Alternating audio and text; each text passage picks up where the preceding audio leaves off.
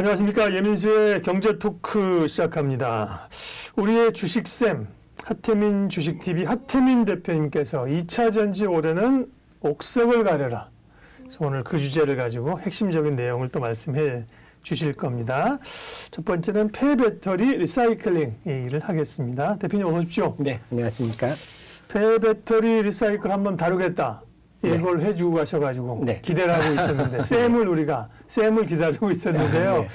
2차 전지가 사실 또 지금 연초에 뜨겁게 달아오르고 있거든요. 맞습니다. 근데 옥석을 가려야 된다. 네. 굳이 뭐 돌은 우리가 돌이라고 얘기하면 가지고 계신 분들 섭섭하니까 맞습니다. 뭐가 옥이고 뭐가 진주인지 얘기해 주세요. 맞습니다. 너무 표현을 잘해 주시는데 역시 우리 예 박사님은 예리하십니다. 예.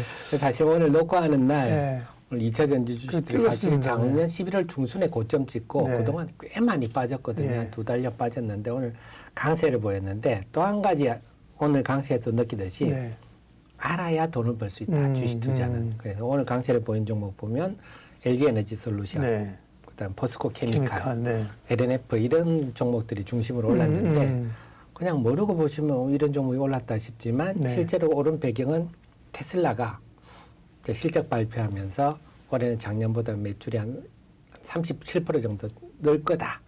이런 얘기하면서 1월에 지금 사상 최대로 주문을 많이 받았다. 뭐 이런 얘기를 했거든요. 그러니까 테슬라 관련주들이 좀 전에 그 종목들입니다. 그러니까 그걸 알고 보면 이 종목들이 올라야 된다 생각하지만 모르고 보면 그냥 올랐다. 왜 오른 거지? 왜 얘만 올랐지? 이렇게 내 거 못 오르고 이럴 수 있는 맞습니다. 그래서 올해는 더더욱 이제는 옥석이라기보다 옥과 진주를 좀 구별해야 되는 전반적으로 좋겠습니다만 이제는 좀 구별해야 되는데 핵심은 제가 그동안 쭉 강조드렸지만 원자재나 소재다. 그래서 원자재라 하면 미네랄입니다. 천연 물질이라 그럴까요? 천연 광석. 이 미네랄이고 그다음에 소재라 하면 탄산, 리튬, 수산화 리튬이 소재다. 2차 전지 부분에 이렇게 할 수 있는데 우리나라에 뭐 원자재가 원합니까 하는데 이제 도시광산. 그래서 도시광산의 폐배터리 제한량이 결국 거기서 금속들을 추출한 니켈, 코발트 등을 추출하기 때문에 이게 이제 원자재다 하는 건데 그래서 원래는 이렇게 원자재나 소재업체를 집중적으로 봐야 된다. 그 이유는 제가 뭐 CG로 넣겠습니다. 영업이익률의 차이가 납니다. 오늘 에코프로비엠 실적이 나왔거든요. 4분기 실적이. 영업이익률이 5%입니다. 우리가 상장사 중에 영업이익률 5%면 5%면 심통치 않죠, 그죠? 낮은 편이죠, 그죠? 보통 우리가 뭐 하이싱글이라고 뭐 한 자리 끝이나 그죠? 최소한 10% 넘어야 그래도 장사 좀 하는구나. 상장사 중에 좀 뭐 기술력이 있다는 회사는 근데 20%, 그렇죠. 20% 내외까지 가니까. 그러니까요.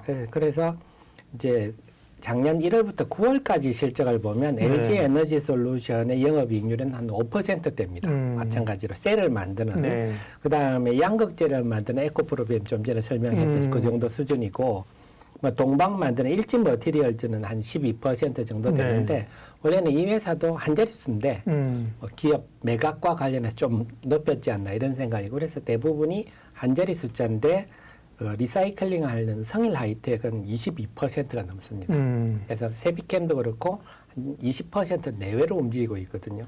이미 벌써 이런 회사들은 여기서 이제 차이가 나는 거죠. 그러니까 결국 원자재나 소재를 하는 회사들은 영업이익률이 높고 제가 굳이 뭐 몇 차례 설명드렸지만 미국의 알버말이라든지 중국의 강펑 리튬은 영업이익률이 40%, 그렇죠. 60% 이렇거든요. 결국은 우리나라가 그동안 너무 셀 제조 위주만 집중하다 보니까 이제는 IRF부터 소재가 중시되고 그래서 이제 올해는 원자재나 소재업체, 그래서 원자재 업체로서 이제 폐배터리 리사이클링 업종을 좀 눈여겨봐야 된다. 이렇게 말씀드릴 수 있겠습니다.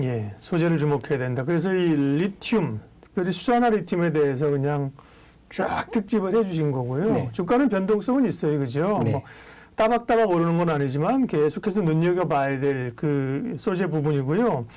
오늘은 이제 폐배터리 리사이클링인데요.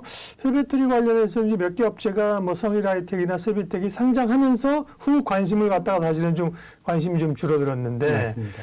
선수들은 사실 계속 이걸 보고 있어요. 그래서 리사이클링 오늘 공부를 할 텐데 반도체도 전공정, 후공정이 있는데 폐배터리 리사이클도 전공정 이렇게 후공정으로 나눠지는군요. 맞습니다.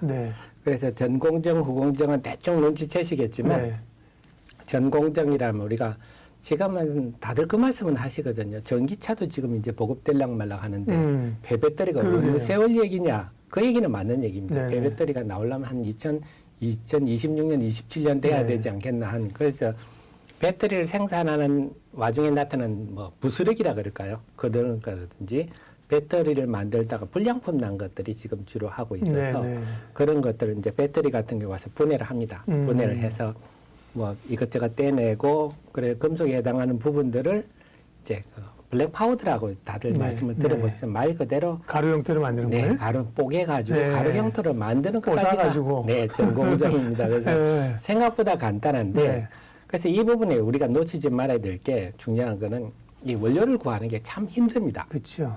그러니까 공장을 돌리더라도 뭘 부스러기라도 뭘 구해야 되기 때문에 네. 그래서 우리가 전 공정이 이렇다 하고 부분을 보는 것보다는 어떤 회사는 이런 전 공정에서 빨리 원자재를 확보할 라인이 있느냐, 그러니까 이 회사가 뭐 배터리 메이커랑 무슨 라인을 쥐고 있느냐 이런 걸 보셔야 되고 결국 전 공정 그게 된다면 그걸 지금 들고 와가지고 블랙 파우더까지 뭐 말 그대로 검은 가루 예. 이렇게 봐야 되겠죠. 그까지 만드는 게 전 공정이다.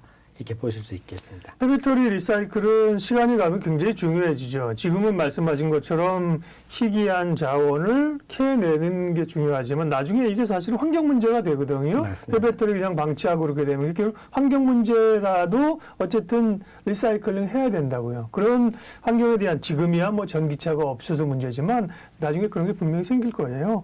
전공정. 반도체는 전공정, 후공정이 이제 그 실리콘을 만들고 그거를 이렇게 깎고 판 뜨고 뭐 패턴 뜨고 뭐 그런 거 있지 않습니까? 그다음에 네. 뭐 증착하고 그죠? 그래서 맞습니다. 반도체를 만들고 후공정은 주로 이제 검사하는 쪽이 후공정인데 폐배터리 리사이클은 일단 폐배터리 혹은 불량 배터리에서 이렇게 가루를 만드는 것까지가 전공정이다. 네. 그러면요. 그다음 후공정은 뭐예요? 거기서 이제 금속을 빼내야죠. 그 가루에서 뭐 일반적으로 하는 게 우리 니켈, 코발트를 주로 다 빼냅니다. 그래서 네. 우리나라의 지금 배터리 관련 회사들의 대부분은 니켈과 코발트가 매출의 90% 이상이다 보셔도 됩니다. 그래서 아무래도 니켈, 코발트가 돈이 되니까 네. 니켈, 코발트를 이렇게 빼내는데 이걸 빼내기 위해서는 단순히 좀 황산 같은 걸 넣어서 어떻게 추출하느냐 문제거든요. 우리가 수산화 리튬 설명할 때 그때 말씀드렸듯이 말씀하셨죠. 황산을 넣어서 황산 니켈, 황산 코발트 이런 식으로 이제 추출을 하는 거죠. 그거까지 말씀하셨듯이 물도 많이 들어가고 폐수도 나오고 하니까 처리 공정도 필요하고 그래서 한마디로 말씀드리지만 그 속에서 니켈과 코발트를 주로 추출한다. 예. 근데 이 과정에 또 여러분 아셔야 될 후공정이 어떤 것보다는 앞으로 보실 게 리튬만 거의 추출을 못 하고 있습니다. 그러니까 리튬을 추출하는 기술을 만드는 회사가 등장하느냐 이것도 이제 보셔야 중요하네요. 되고 네. 그래서 지금은 우리 과정도 아는 것도 중요하죠. 앞서면 전공정은 이 회사가 뭐 LG나 삼성이나 이렇게 원자재를 공급을 받을 수 있는 라인을 확보하고 있는지 보셔야 되고 후공정 부분에서는 과정보다는 이 관련 기술, 회수율이라든지 이런 것들을 한번 눈여겨보셔야 될 것 같습니다. 네. 폐배터리 리사이클도 전공정과 후공정이 있다는 겁니다. 그게 어찌 보면 뭐 간단한 거 아닌가요? 뭐 뜯어가지고 가루를 만들고 뽑으면 돼, 무식하게 얘기하면. 네. 근데 간단하지가 않을 거란 말이에요. 그죠? 네. 예를 들면 우리 어릴 때 그 자석 가지고 이렇게 흙에 철 이렇게 하면은 철이 따라 붙어 있습니까? 네. 그죠? 뭐 그런 식으로 니켈이나 코발트를 추출하면 좋겠지만 그러면 아무나 할 텐데 그 실제로 뭐 기술력이라고 하는 게 이제 어느 정도 필요한 거예요? 이 산업에서 아무나 할 수 없는 겁니까? 자, 여기서 이제 네. 사실 핵심 네. 제가 얘기를 드리려고 네, 하는데 그래서 우리가 뉴스를 보면 뭐 지금 2차전 폐배터리 사업 뭐 들어간다 하는 회사들이 많거든요. 많죠. 예, 그러니까 예. 투자자들 보시기에는 야 이건 진입 장벽도 없고 네. 누구나 쉽게 할 수 있고 경쟁도 그러게요. 치열하구나 이렇게 네, 생각하실 네. 수는 있거든요.